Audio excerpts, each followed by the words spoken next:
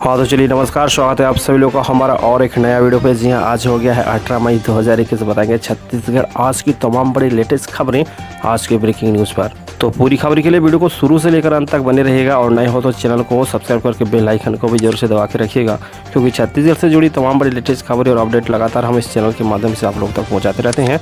तो चलिए खबरों का सिलसिला को शुरू करते हैं और आज की पहली बड़ी खबर आपको सुनाते हैं। चलिए तो आज की पहली बड़ी खबर, छत्तीसगढ़ कोविड वैक्सीनेशन पर हाईकोर्ट का नया फरमान। जी हाँ, छत्तीसगढ़ में 18+ वैक्सीनेशन को लेकर हाईकोर्ट ने फिर सख्त रुख अपनाया है। कोर्ट ने वैक्सीन के डोज की बर्बादी को लेकर नाराजगी जताई है। कहा कि सेंटर्स के बाहर लोगों को लंबी लाइन लगी है, ऐसे में वैक्सीन की बर्बादी रोकनी होगी। एक जगह बच रही है तो उसे अन्य वर्ग के लिए शिफ्ट करें। इस मामले में कोर्ट ने 2 दिन में सरकार को शपथ पत्र प्रस्तुत करने के निर्देश दिए हैं। मामले की अगली सुनवाई 19 मई को होगी। चलिए तो आगे बढ़ते हैं। दुर्ग लॉकडाउन की स्थिति पर एक नज़र बता के चलते हैं। जी हाँ, छत्तीसगढ़ में दुर्ग जिले की 6वीं बार लॉकडाउन को आगे बढ़ाया गया है। लॉकडाउन की वजह से जिले में कोरोना का संक्रमण की दर में कमी आई है। यही वजह है कि जिले में 6 अप्रैल से लगातार जिला प्रशासन ने लॉकडाउन को लगा कर रखा है। अब इसे 31 मई तक बढ़ा दिया गया है। मौजूदा लॉकडाउन के पहले ही तरह सख्त होगा और जिले की सीमाएं भी सील रहेगी, लेकिन इस दौरान लोगों को पहले से ज़्यादा छूट मिल जाएगी।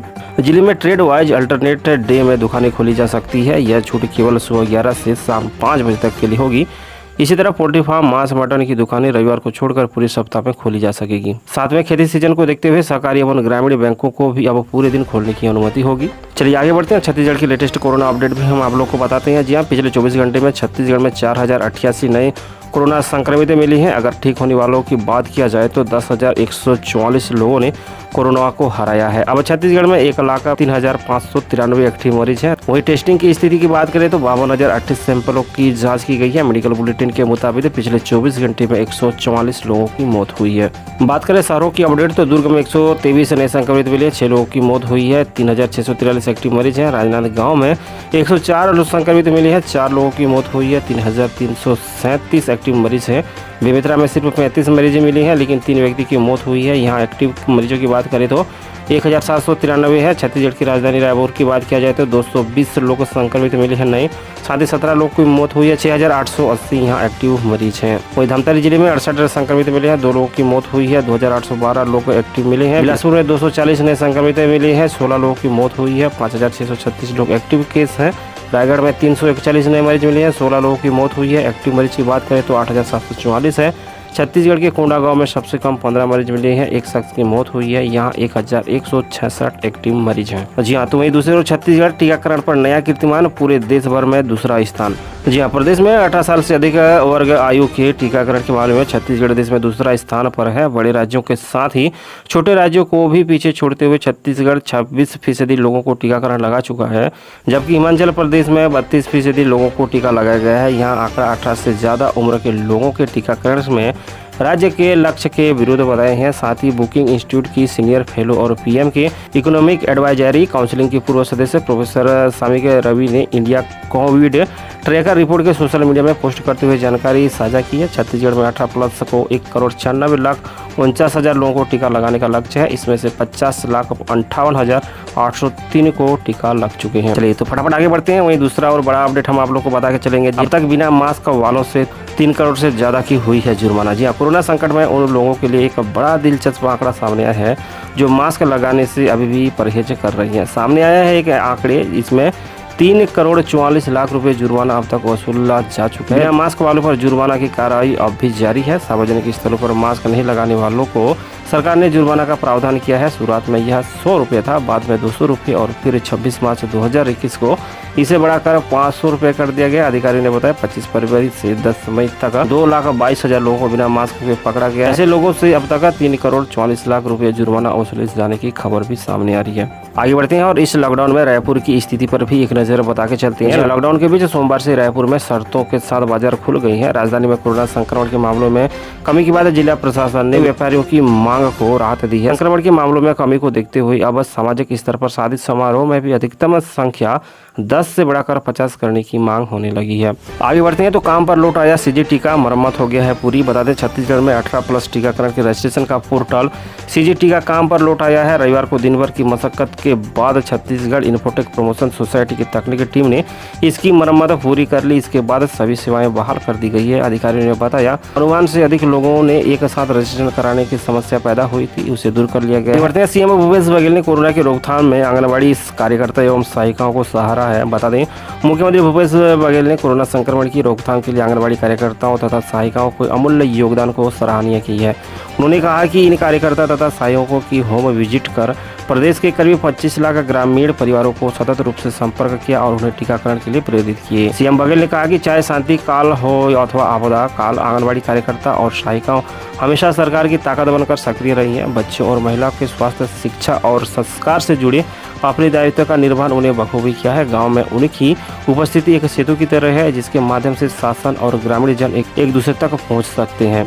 तो चलिए भाई फटाफट आगे बढ़ते हैं और अगली बड़ी खबर आप लोगों को बता के चलते हैं। जी हाँ, बीए, बीकॉम, बीएससी वालों के लिए बड़ी खबर सामने आ रही है। बीएससी, बीकॉम, बीए एवं बीएससी फर्स्ट ईयर के पास होने वाले छात्रों की संख्या बढ़ेगी। किसी भी विषय की वार्षिक परीक्षा के पर्चे सेंटर में नहीं होंगे। छात्र घर में बैठकर ही पर्चे बनाएंगे। घर में न समय का बंधन होगा और न खुद को याद रखने का झंझट। किताबी कापियों देखकर भी छात्र पर्चे दे सकेंगे।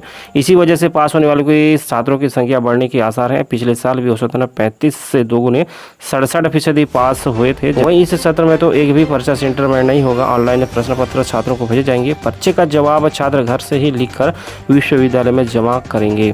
तो वहीं दूसरी ओर आ रही है बड़ी खबर, जहाँ छत्तीसगढ़ में ब्लैक फंगस के तीसरी मौत का खबर सामने आ रहा है। बता दें छत्तीसगढ़ में लोगों को कोरोना से अभी राहत नहीं मिली थी कि ब्लैक फंगस पांव पसारने लगा है। इस बीच दुर्ग जिले में एक बड़ी खबर सामने आ रही है।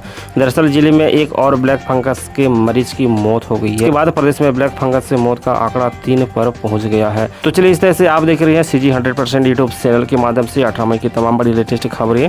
अगर आपने अभी तक हमारे इस चैनल को सब्सक्राइब नहीं किया तो सब्सक्राइब जरूर से कर लीजिएगा। वीडियो को लाइक भी जरूर से कर दीजिए क्योंकि छत्तीसगढ़ से जुड़ी तमाम बड़ी लेटेस्ट खबरें और अपडेट लगातार हम इस चैनल के माध्यम से सीधे आप लोगों तक पहुंचाते रहते हैं। तो चलिए आइए आगे बढ़ते हैं और अगली बड़ी खबर आपको बताते हैं। जी, स्वास्थ्य विभाग ने प्रदेश के सभी शासकीय और निजी अस्पतालों में माइक्रोबायोलॉजिकल सर्विलेंस के निर्देश दिए गए हैं। विभाग द्वारा इस संबंध में सभी शासकीय मेडिकल कॉलेजों, अधिष्ठातियों, सभी जिलों के मुख्य चिकित्सा एवं स्वास्थ्य अधिकारियों तथा सिविल सर्जन सह अस्पताल अधीक्षकों को परिपत्र जारी कर विस्तृत दिशा निर्देश दिए हैं। विभाग ने सभी अस्पतालों में माइक्रोबायोलॉजिकल सर्विलेंस सुनिश्चित करते हुए हर सप्ताह इसका प्रतिवेदन राज्य सर्विलेंस इकाई को भेजने को कहा है। चलिए खबरों का सिलसिला को बरकरार रखते हैं। अगली बड़ी खबर आपको सुनाते हैं। दूसरी ओर आ रही है बड़ी खबर, संयुक्त राष्ट्र अमेरिका, ऑस्ट्रेलिया की तरह छत्तीसगढ़ में भी खुलेगा वर्चुअल स्कूल। जी हाँ, शिक्षा के क्षेत्र में प्रौद्योगिकी के विकास के साथ कई देशों में प्रौद्योगिकी का उपयोग कर वर्चुअल स्कूलों की स्थापना की है। विदेश में संयुक्त राज्य अमेरिका और ऑस्ट्रेलिया में वर्चुअल स्कूल संचालित है। विदेशों की तर्ज पर अब छत्तीसगढ़ में भी वर्चुअल स्कूल की स्थापना होने वाली है। छत्तीसगढ़ राज्य ओपन स्कूल के सचिव प्रोफेसर वी.के. गोयल ने आदेश जारी कर कहा है कि संयुक्त राज्य अमेरिका और ऑस्ट्रेलिया जैसे देशों में पिछले कई वर्षों से वर्चुअल स्कूल संचालित है। यहाँ की वर्चुअल स्कूल में ऐसे विद्यार्थियों को पढ़ाने का काम करते हैं जो नियमित रूप से स्कूल में अध्ययन नहीं कर सकते। छत्तीसगढ़ में ऐसे विषयों की पढ़ाई का कार्य छत्तीसगढ़ राज्य ओपन स्कूल को दिया गया है। चलिए तो फटाफट आगे बढ़ते हैं। अगली बड़ी खबर, जहां बेमौसम बारिश से किसान परेशान, फसलों को भारी नुकसान। यह छत्तीसगढ़ के विभिन्न जगहों में हो रही लगातार बारिश से किसानों पर आफत बनकर टूट रही है। खेतों में पानी भरने से धान की फसल डूब गई है। अब धान की बाली में अंकुरण हो गया है। कई किसानों की फसल पूरी तरह खराब हो चुका है। बारिश की फसल के नुकसान को देखते हुए राज्य राजस्व एवं कृषि विभाग की टीम खेतों पर पहुंच रही है। अधिकारियों ने भी यह साफ कह दिया कि फसल नुकसान के सर्वे में किसानों को प्रधानमंत्री फसल बीमा के तहत लाभ नहीं मिलेगा। कृषि विभाग का कहना है कि गर्मी की फसल पर प्रधानमंत्री फसल बीमा योजना दायरे में नहीं आती है। जिन किसानों को फसल प्रति एकड़ 36% का नुकसान हुआ है उन्हें 13,500 रुपये का मुआवजा दिया जाएगा। तो चलिए जी हाँ, ताउते तूफान को लेकर खबरें और अपडेट सामने निकल कर आ रहे हैं। हम आप लोगों को बता दें तूफान के कुछ घंटे में सौराष्ट्र पहुंचने की आशंका बताई जा रही है।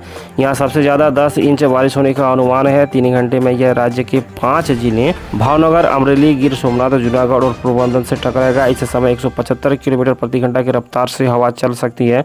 राज्य के 21 जिलों में 84 तहसीलों में बारिश शुरू हो गई है। कई गाँव में 1-1 इंच बारिश हो चुकी है। तूफान का खतरा राजस्थान तक बना हुआ है। हाँ तो चलिए आगे बढ़ते हैं और लॉकडाउन कोरोना काल की इस विषम परिस्थितियों में सोने चांदी की कीमतों पर भी एक नजर बना के चलते हैं। जी हाँ, आज एक बार फिर सोना 48,000 के पार निकल गया। गया। Indian Boolean and jewellers association की वेबसाइट के अनुसार सोना 48,181 रुपये प्रति 10 ग्राम पर पहुंच गया है। वहीं MCX पर दोपहर 2:45 के आसपास सोना 48,030 रुपये पर ट्रेड कर रहा था।